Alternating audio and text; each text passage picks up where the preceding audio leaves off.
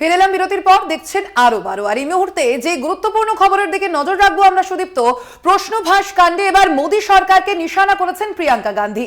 NEET UG প্রশ্নভাস, NEET PG স্থগিত, UGC NET স্থগিত, সিএসআইআর নেট স্থগিত এবং এই সমস্ত বিষয়কে নিয়েই কিন্তু এবার মোদী সরকারকে নিশানা প্রিয়াঙ্কা গান্ধীর। তিনি বলেছেন, বিজেপির জামানায় মাফিয়াদের দখলে শিক্ষা, লোভী অযোগ্যদের হাতে দেশের শিক্ষার ভার দেওয়া হয়েছে।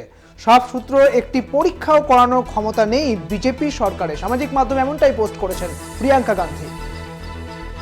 এ বিষয়ে আমরা কথা বলবো। আমাদের সঙ্গে ফোন লাইনে রয়েছেন বিশেষ প্রতিনিধি সুচন্দ্রিমা। সুচন্দ্রিমা, কি জানা যাচ্ছে এবার প্রিয়াঙ্কা গান্ধী তিনি কি বলেছেন মোদী সরকারকে নিশানা করে, ঠিক কি বলেছেন তিনি?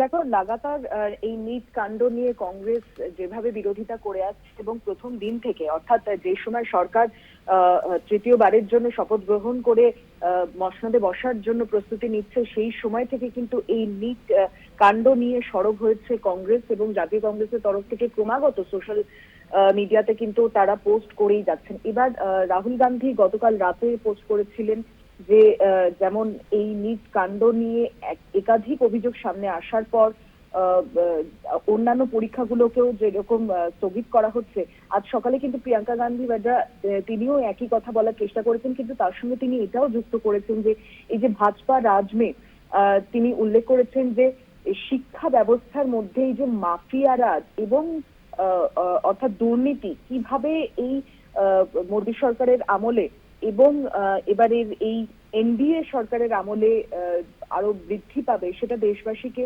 যেমন তিনি সজাগ হতে বলেছেন, ঠিক তেমন ভাবেই শিক্ষার্থীদের ভবিষ্যৎ নিয়ে যারা খেলা করছে, অর্থাৎ শিক্ষার্থীদের এরকম জীবনের একটা গুরুত্বপূর্ণ পরীক্ষা নিয়ে যারা দুর্নীতির মধ্যে জড়িয়ে পড়েছেন, তারা দেশের সেই সংখ্যক মানুষকে অন্ধকারের মধ্যে ঠেলে দিচ্ছেন যারা আগামীর রূপক।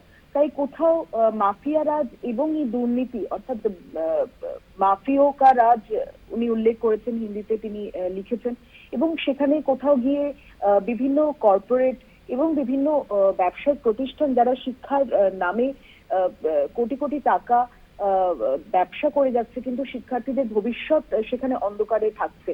একটা হচ্ছে নিট ইউজির পেপার লিক কাণ্ড সামনে আসার শুধু যে বিষয়, সেটাকে ঢাকার জন্য সরকার কোনো ব্যবস্থা করছে এমন যেমন অভিযোগ কংগ্রেসের তরফ থেকে করা হচ্ছে, ঠিক তারপরেই NEET PG, UGC NET, CSIR NET এই পরীক্ষাগুলোকে স্থগিত করে দেওয়া, অর্থাৎ অনিশ্চয়তার মধ্যে শিক্ষার্থীদের ফেলে দেওয়া, এটা কি ধরনের রাজনীতি? যারা দেশের সেই যুবক সম্প্রদায় শিক্ষার্থীদের ভবিষ্যৎ নিয়ে খেলা করছে।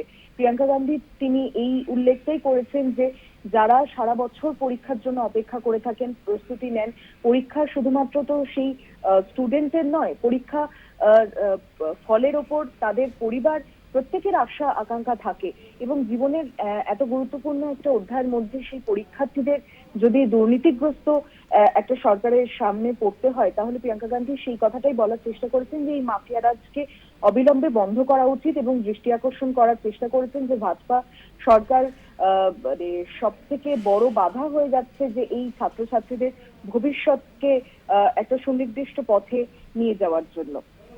একদমই, ধন্যবাদ তোমায়। আমরা কথা বললাম, আমাদের সঙ্গে ফোন লাইনে ছিলেন আমাদের বিশেষ প্রতিনিধি সুচন্দ্রিমা।